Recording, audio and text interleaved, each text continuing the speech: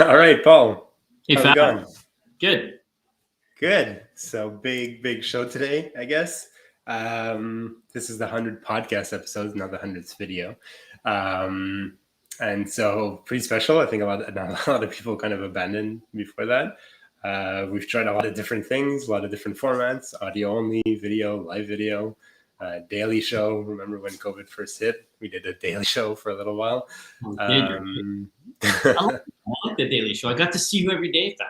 Yeah, that's so kind of you. Yeah, it was fun. It's just hard to maintain. So it's been fun, and so I thought it would be interesting for today would be to see how, if at all, your perspective on sales and marketing has changed. What are you kind of seeing for the future? Obviously, I'll chime in as well. But let's get that started with you. How do you see sales and marketing 100 shows in, and what are you seeing for the future? I think I understand marketing a lot better. I mean that sincerely. Has sales changed?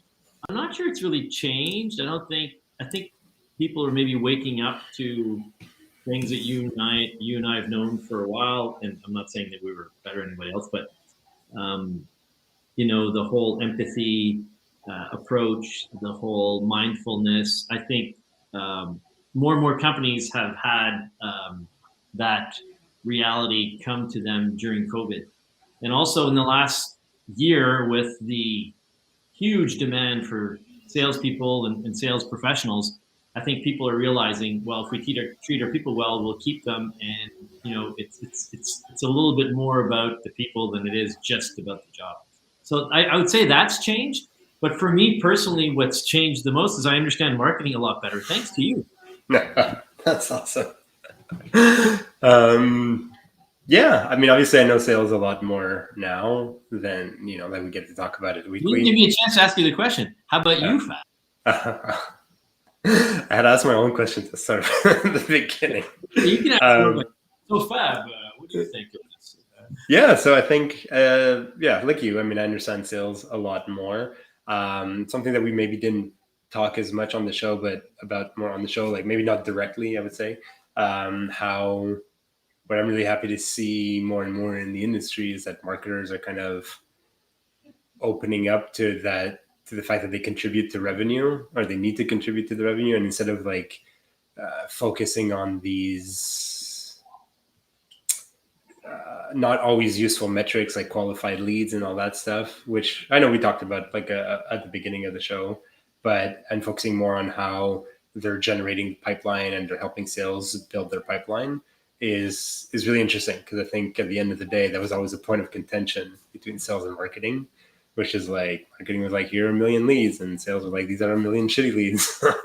And now it's more about like, let's all talk the same thing, which is revenue or profit, depending on where the company is at in terms of maturity or the business model. But I think I see a nice trend going in there, and I see also a nice trend of like customer service understanding that they're actually part of the revenue team as well, especially in a business that does like kind of a lot of recurring revenue and all that stuff, or usage-based revenue, right?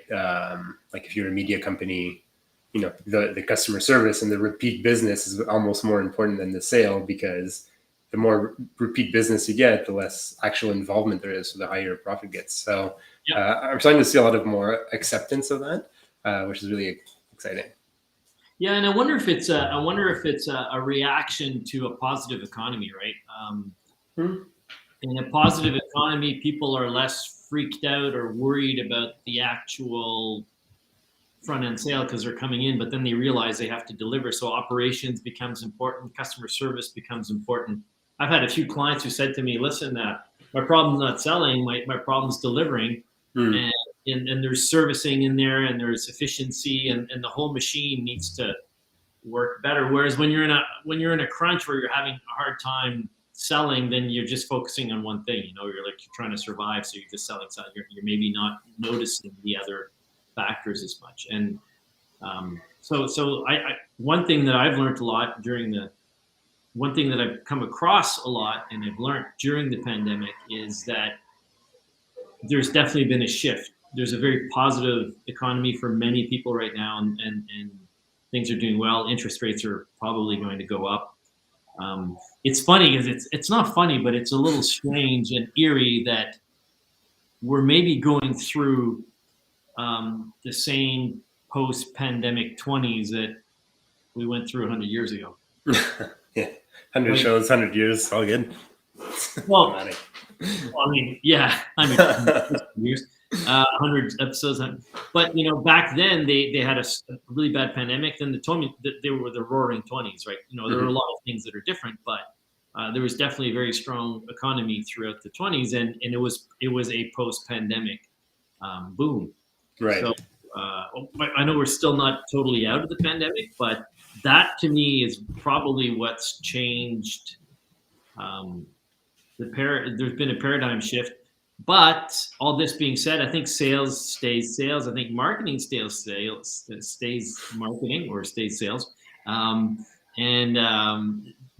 People are just, many more people are more aware, as you just said, of the different factors. Like you said, customer service, marketing, sales work together. If you separate them, you're not going to do very well. I totally went off on a rant there. It's not good. That's fine. That's good. But that's it. I think it's like it's nice to see that. It's nice to see that. Yes, obviously everybody's different. You know, a salesperson is different than a marketer. That's different than a customer. You know, in their day to day and who they are and how they operate. But I think the fact that we're all aligning, or increasingly aligning under one metric as a one, obviously there's a few, but kind of one guiding light, which is like revenues or profit, as opposed to qualified leads and closed deals and like happy customers, and it's all kind of disjointed, is definitely encouraging. Yeah, I totally agree. So did we want to talk about something else, or are we just going to talk about this? We're just gonna riff. Yeah, because one thing that I did notice, like if I put my marketing hat back on, less like high level view, is about content marketing. And I know we did a few shows like early on content marketing, and I'm realizing at which point that the role of a content marketer is like the creation of the content is actually a very tiny portion of your role, and your role is really more about promoting that content, which is something that we've honestly struggled to do. Right, it's easy. We enjoy chatting with each other. We see each other weekly, but then promoting it and going out and posting stuff on LinkedIn and all that stuff's been something that we haven't done consistently.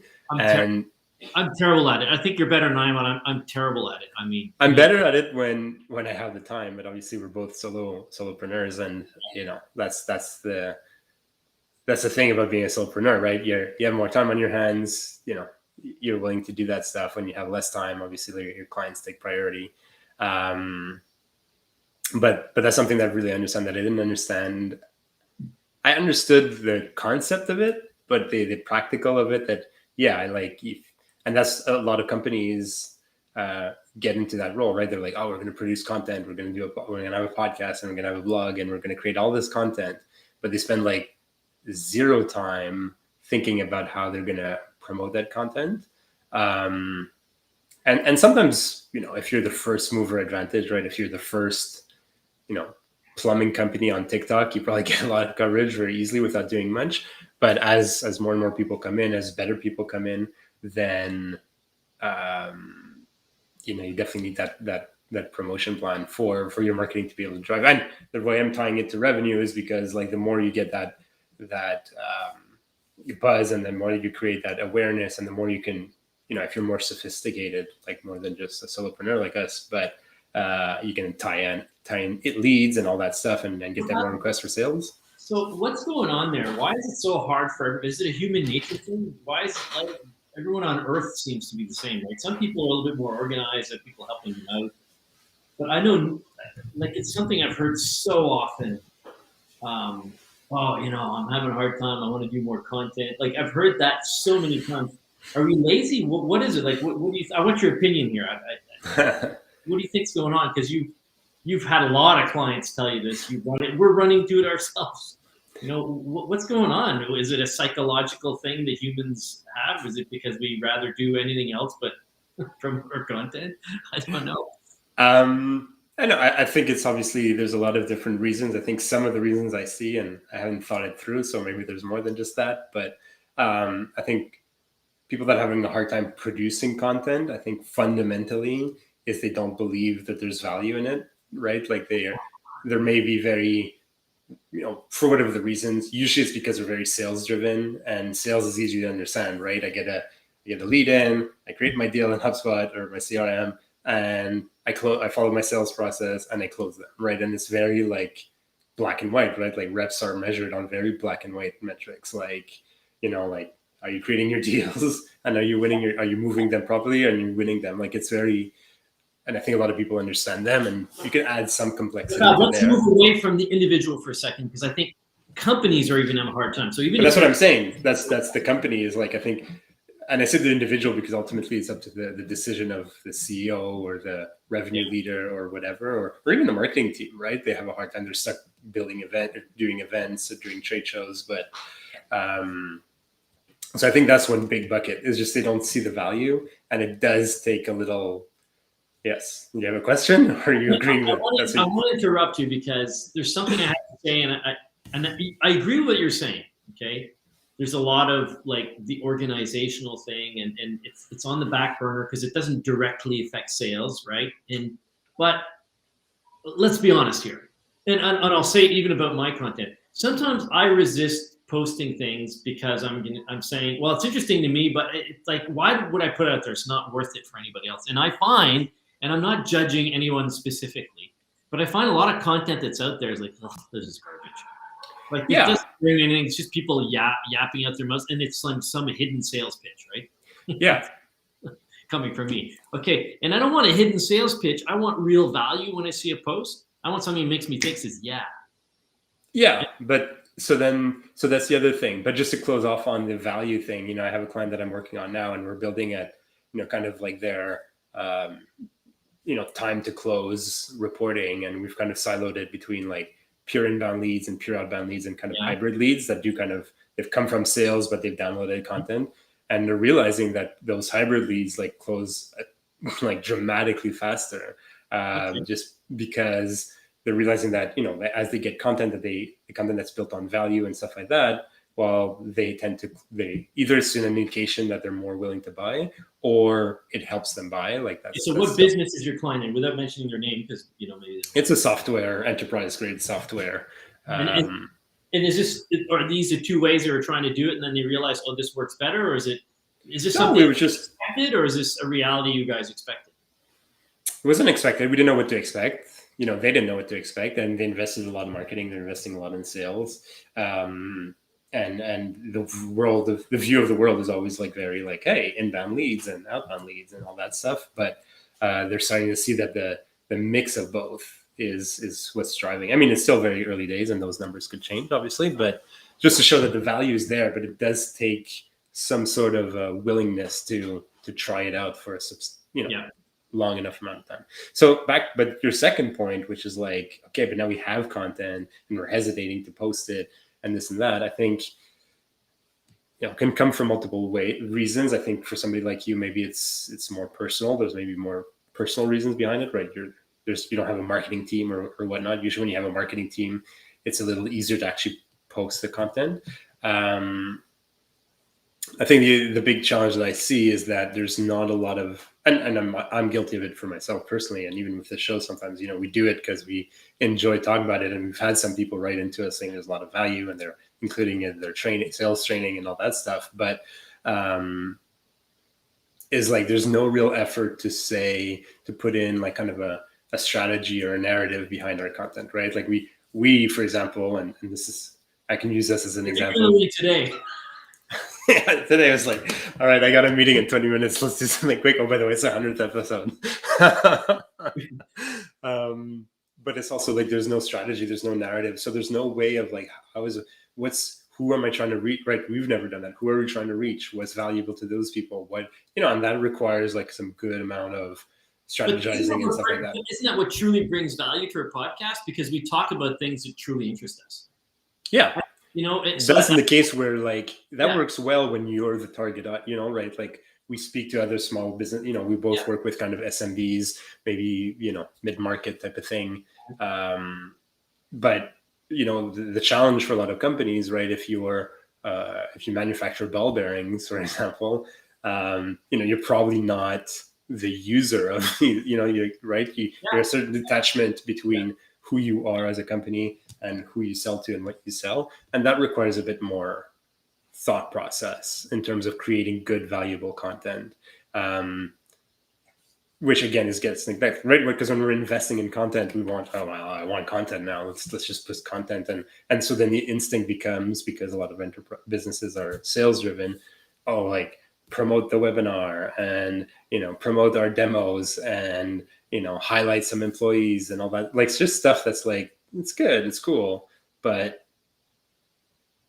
is it really gonna, if you kind of go in.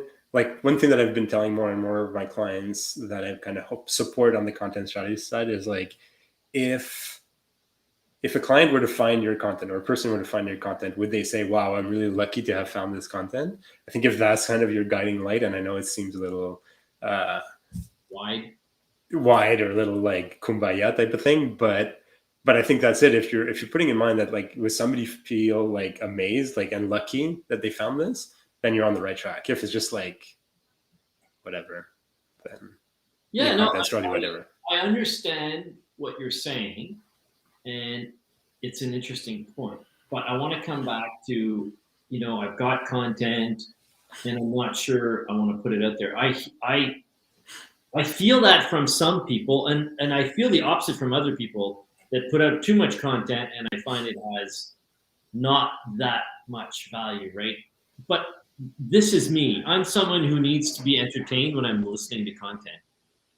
So there's a portion of entertainment and value, but if I'm listening to something that's very dry, it has to engage me. So the person's style and what and how they say it is very important to me, but also the content has to be obviously pertinent to what I'm listening. So, so if I'm looking, if it's a personal thing and I'm looking at, a podcast or a YouTube video on something about music or guitars, well, that's personal. And then there's, so there's two things that I'm consuming a lot. It's sales and marketing and music type stuff. So those are my interests. So maybe when I'm bombarded with something on LinkedIn that's a little bit outside of my wheelhouse, it's not fair to say this is not good. It just doesn't talk to me, but that's okay, right? Because when you're putting stuff out there, it's not like a hockey game in the 1950s where everyone was watching.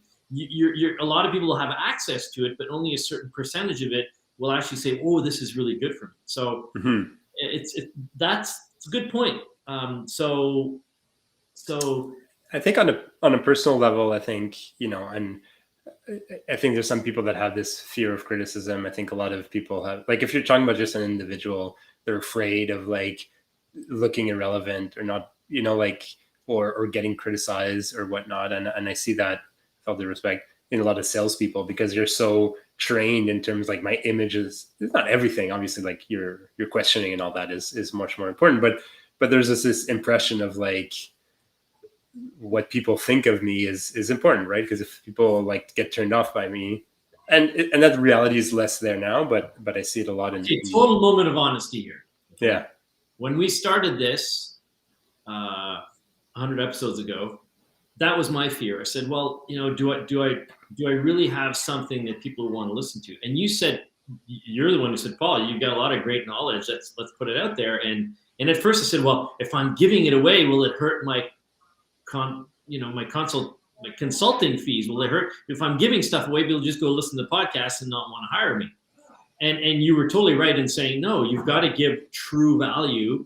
You got to give real things, and then it'll draw people to want to do more with you. And you were right. So what I would say to all those people, sales or not, who are afraid to put themselves out there and maybe what they feel, they say, well, am I really an expert in this field? It took me 25 years to realize, oh, I'm becoming an expert in sales, because now I've been doing it for 30 years. And hold on, there's not many people out there who've been doing it for 30 years. And there's not many people who've taken the time to really understand it like I have. So you become an expert. And even if you're not the biggest expert in your field, you still have something to say that's going to resonate with someone. Mm-hmm.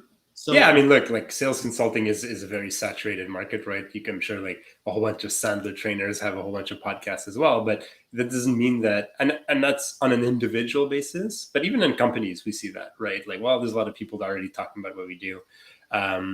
But your experience is unique, and that what makes you unique, and your insights are unique. And so I think that there's something to say to that, right? And I remember telling a client once who had those same fears, because what I'm saying, companies have those same fears. I'm like, frankly, if your service can be replaced by a blog post, I think you have a problem with your business model, not the fact that you're sharing more content. Because if that's your problem, somebody is going to happen. Somebody's going to beat you to it and give it all for free, and then you'll be screwed, right? So. And the beauty of sales and marketing is also connecting with the individual. So you've got a million individuals out there who need what we do, and you got a million people offering it. But really, what it boils down to eventually is, well, do you have that connection with the client? Do you speak the same language? Can you make them understand what is necessary to help them move forward? And that's the beauty of human beings, right? So you might have a 1,000 different doctors out there. Well, sometimes you speak to a doctor who's very competent, you don't get along with him, so you change doctors. And it's not that he's not good, but you have to have that connection. And I think it's the same thing at our level in marketing. There's probably a lot of people that can do what you and I do really well, but they might not be able to connect with our clients, and our clients need to be able to speak our language, and we need to be able to communicate in the same world. It's not universal. It's not like a mechanic who can fix this car, like he can fix it. But even a mechanic, right? Like if you don't feel a certain level of trust with your mechanic, like you'll probably go see elsewhere or whatnot, So it's like, I think everything at some point could be seen as a commodity. I think from the 100-foot view or whatever, like every sales consultant or marketing or revenue consultant. That's not very high. 50,000 feet better. Then everybody looks the same, right? But it's when you drill down and who do I want to work with? And that's usually where you get a lot of values by working with somebody who, yes, obviously knows what they're doing and and brings value to the table and adds value. Let me ask you a question. I know you're really busy these days and you're doing a ton of work. Like, doesn't it feel great when you're talking to a client and you ask them a question or you're talking about something and they kind of go, and you see it and they light up and they go, now I get it. Yeah. And I think for me, and I don't know about you, but that's what I look for. I look for those aha moments in my clients where I know they're getting it. And there's a communication going on, that they're sharing something, when it's my clients and I'm helping them with something, or just you and I too, when we have those moments and you're like, oh, that clicks. Yeah. Doesn't that feel great? I don't know. Like, and I think that's human communication, right? That's the to get something through to someone. Yeah. All right. 23 minutes. It'd be cool, very conceptual if we did like a 100-minute show. I think that's impossible. So, closing thoughts on. Not impossible. We can do it. The Joe Rogan podcast sometimes lasts 2 hours. Not now though. I do have something in 11 minutes. So lunch after. All right. We're meeting somebody for lunch after.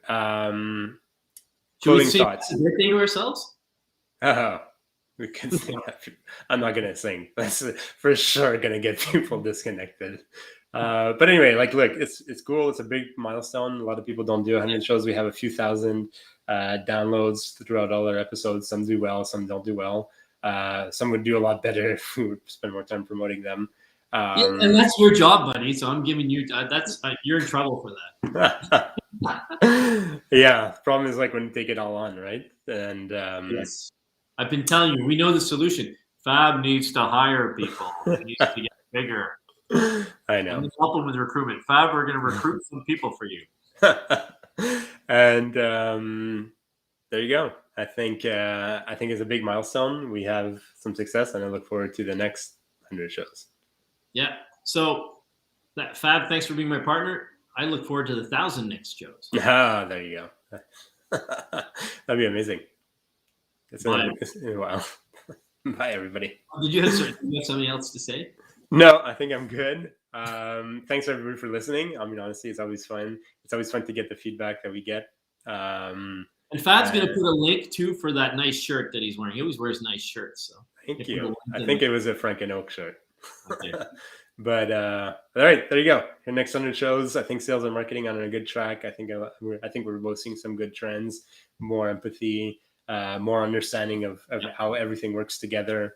And let's talk more about that, how everything's fitting together and all the empathy and all that stuff. That's what you're going to get in the next 100 shows. More revenue targets, more empathy, more better sales, more better marketing. All right, take care. Ciao, everyone.